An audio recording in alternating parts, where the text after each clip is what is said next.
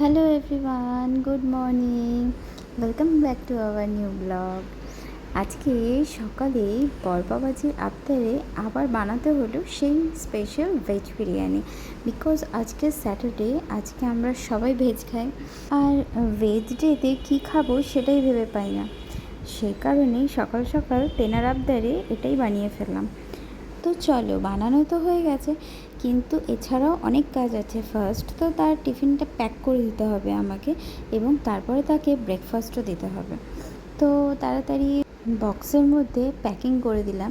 3টে tiffin box ও carry করে, তার চেয়ে বেশি তো নেই ওর বক্সের মধ্যে। তো 2টো বক্সের মধ্যে আমি ভালো করে বিরিয়ানি প্যাক করে দিলাম, কারণ খুবই ছোট ছোট বক্স। আর একটাতে আমি স্পেশাল রায়তা বানিয়ে দিয়ে দিলাম। রাজেশ কিন্তু রায়তা খেতে ভীষণ ভালোবাসে। বাড়িতে পোলাও হোক আর বিরিয়ানি, রাজেশের কিন্তু তার সাথে রায়তা চাই। চলো, আমার টিফিন বক্স প্যাক করা হয়ে গেছে, এরপর ওর ব্রেকফাস্টটা রেডি করে দিই। আজকে আমি ওকে ব্রেকফাস্টে দিলাম দুধ আর কর্নফ্লেক্স, আর কলা পিস পিস করে কেটে দিয়ে দিলাম, আর তার সাথে ছিল তরমুজ।